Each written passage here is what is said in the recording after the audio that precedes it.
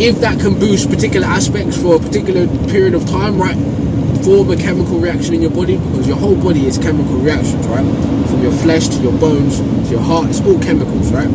So if that we can use that technology to boost things, imagine what sport would look like in the future, right? Imagine what warfare would look like in the future. Imagine what healthcare would look like in the future.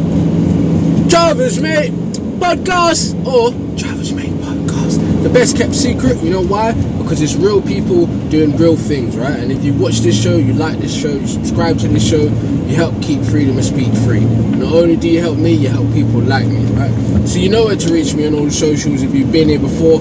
But should you be a first-time viewer, I hope you enjoy the show. But you can also find me on any social media platform that you're looking for me on, or at Drivers Mate or Drivers Mate Podcast. And my personal ones I'll probably put at some point, right? I don't know. Yeah, do you want to get to know me personally? I don't know if I want to get to know you personally, though. You might be a weirdo, right? Anyway, let's get into this, shall we? Oh yeah, my main channel at CNCCMI. So what we got today? Yeah, I mean, Neuralink, in the short term, Neuralink is just about solving, brain injuries and spinal injuries and that kind of thing. So to be clear, for many years, Neuralink's products will just be helpful to someone who has lost the use of their arms and legs, or who has just a traumatic brain injury of some kind. That's what will be useful for many years. But I wouldn't say for sure it is most important, but it could be the most important in that there is a long-term to artificial intelligence, which is that we could effectively merge with artificial intelligence by improving the speed of interaction between our cortex and our tertiary layer. We're already a sort of a 3-level intelligence creature. The base level is the limbic system, the sort of animal brain or reptile brain, essentially, animal or reptile brain. And then there's the cortex, which the cortex, by the way, is largely in service to the reptile brain. Well, yeah, I mean, Neuralink, in the short term, Neuralink. By the way, that reptile thing has been debunked. We didn't evolve from reptiles anyway, but that's just neither here nor there. But anyway, that is Elon Musk, right? Bad man. Top G Elon Musk, yeah. X and that, yeah. No, I'm joking. I don't really speak like that. Or do I? Do I really speak like that sometimes? Do I really? Anyway. What's he talking about? Neuralink. Now, if you're in the dark for some reason, or you're not up on your tech news and stuff like that, Neuralink is essentially a side project that Elon Musk works on, outside of Twitter and X going to Mars and Tesla, right? This guy's got his fingers in a lot of pots. That's why I like Elon Musk, right? He could potentially be our Tony Stark, but there's arguments about that, right? There'll never be another Robert Downey Jr. Anyway, yeah. Neuralink is essentially like a chip or a piece of technology that is embedded in a brain, right? And there's a presentation he gave out there, I think, where they're testing it on pigs, right? So it's a piece of technology that they embed inside of your brain, and it connects to your brain or to your nerves, or however it does. I don't know the actual science of it, right? Because why the hell would I? I'm just a guy in a van, right? Just like you. Anyway, Neuralink is essentially like a cyborg chip, right? And it's a human mod. It's a human mod, right? Mods for humans. Now, Neuralink isn't the first iteration of this kind of technology, and it's not even the most advanced version of this technology, right? There's people out there that call themselves biohackers and human modders, right? Like the game Cyberpunk, where you see all these people with additional technological things embedded in their arm and their bodies and their eyes, right? There are people on Earth right now, you can look them up on YouTube, you can look them up on Google, that have embedded technology in their body, right? Some of it works really great, some of it works really bad, like really bad ideas, right? Stuff that will give you terrible infections, make your body rot from the inside out, all kinds of weird, terrible things, right? But they've tried, right? And I commend them for trying, because their attempts at this are the initial research and platform stages of what humanity could potentially do and become in the future, right? Maybe 200 years from now, maybe 500, maybe even 1,000 years from now. But we should be more technologically advanced than we are now, right? And we are, but just not publicly technologically advanced, right? Privately, there's lots of brilliant tech out there, right, that cannot be shared for government reasons, for military contracting reasons, and just for general human rights violations, right, of how they're done and why they're done, right? But it's out there, right? If you care to find that out, it's out there. So Neuralink, right? The Elon Musk iteration of Neuralink. Like he said, the technology has many different applications, right? It can be used to access the internet. It could be used to help with disabilities like hearing, sight loss, smell loss, all kinds of things that interact with your nervous system and your brain, right? It can be used for a lot of good things, right? And that is the bit I'm happy about, right? It can be used to help people, and it can also be used to enhance humanity, right? We don't have to be cyborgs and androids, right? But why not, right? We're as a humankind, we all walk around with these smartphones now, which is basically like, and I know this is a point that Elon Musk has already made, it's basically like being a cyborg too, right? We have infinite access to this ever-expanding internet landscape of data, right, at our fingertips at all times, right? Cameras, mics, websites, everything you need is right in the palm of your hand. So why not in the future, just like I'm wearing a smartwatch right now, half of the stuff that's on this phone is on this smartwatch, right? Not all of it yet, but why not in the future at some point be able to access these devices just biologically instead of technologically, right? Why not? It makes sense, right? Remember back in the day when the first Google glasses came out, like few people had it, most people didn't. But in the future, like at that time when Google glasses came out, there was no Oculus Rift, right? There was no augmented reality technology made available to the public, right? So going forward now, instead of having to have that technology, wearable technology, it would actually be embedded technology, right? You know, you can get like rings made with like the chip or whatever it is that sends a signal to your card reader, right? You can have your bank card on your ring, right? You can just tap your card reader and pay for things. That already exists. So if that little chip was inside of your hand instead, I know people are out there, we're going to get to that part of it, they'll be like, oh, 666, mark of the beast, rah, rah, rah, rah, rah. Yeah, cool, right? That's fine.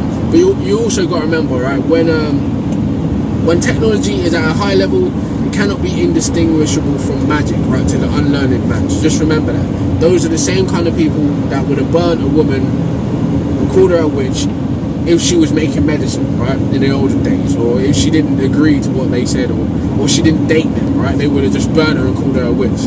It's the same kind of witch hunt mentality, mob lynch mentality that exists now among skeptics, right, and crazies. But some people are intelligently skeptical, right, for a good reason. Now, do these technologies, these wearable devices and embeddable devices have their own connotations on human rights, on surveillance and control? Yes, they do, right? Because if a hacker can hack a smartphone and a smartwatch and a smart glasses, then a hacker can definitely hack whatever signal using receiving thing that is inside of your body, right? And what effects does that have, right? Can he make it malfunction and kill you directly, or can he make it malfunction and control you, right? Or can a government or intelligence agency spy on you, tap into you, right? Make you think thoughts, right? Make you carry out actions. Basically, this to get really sci-fi with it. Could you create a sea of drones through this technology? Now, me being a big gamer, right, as a kid, right, and even a little bit as an adult, right, and interested in manga, sci-fi, anime stuff, right? If you ever played the series Metal Gear Solid by Hideo Kojima's team, right? Big up to Hideo Kojima. Love your games. Love the way you guys think and anime and story tell, right? But anyway, in the first PlayStation 1 Metal Gear Solid, not the first, because that's a different thing, right? There was a concept in there called the Genome Soldiers. Basically, it was like a clone. They were cloning soldiers and embedding them and training them technologically through gameplay, like VR, virtual reality, which we actually have today, right? Virtual reality training, whether you're flying a plane, whether you're going to war, whether you're driving a boat, virtual reality training exists in real time now, right? That was the 90s. But anyway, as the games progressed, they got into nanotechnology and experimenting with nanotechnology in the soldiers and in the main character, right? And the nanotechnology would allow them to have communications just by tapping their ear, tuning into radio signals, and it will have them like get passcodes and antibodies and healing faster and all kinds of brilliant scientific ideas in this game, right? But anyway, Elon Musk's Neuralink, or his iteration of Neuralink, can essentially become useful like that, right? Like nanotechnology. It doesn't, if we figure out a way to get, obviously microchips keep getting smaller, but it's a problem to figure out the rest of the components, right? To get them as powerful and as small. We have to get them as powerful by just making more and more and more of them, right? I don't know what all the stuff on the circuit board is called, but if you get the microchip small and powerful and the processor small and powerful, you still need to get all the other components as small and as powerful, right? So that's why I believe something like nanotechnology will come into play at some point, right? But anyway, there's the good side of that, like all the cool, brilliant things we can do, health technological advances, information technological advances, all good things can come out of that. But the bad things can come out of that too, right? Terrorism, cyber attacks, hacking, surveillance, controlling people, right? Like we was just getting into.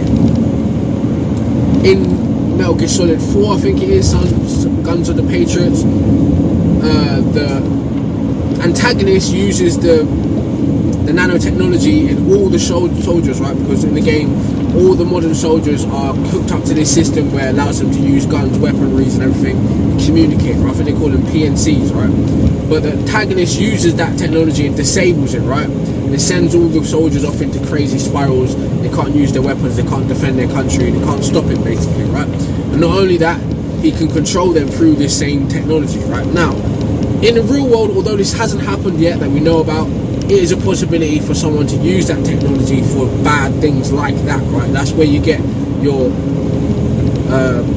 conspiracy pushback, right? Against this kind of thing. This is dangerous because of course, right? But the point of it being dangerous is because it's powerful. Now, when things become powerful, we safeguard, we hack, we tap, we patch problems so they can't be exploited, right? But you're never going to get to the patch and the security level you need to get to if you don't research, if you don't allow this technology to be developed, right? So that is my 2 cents on that.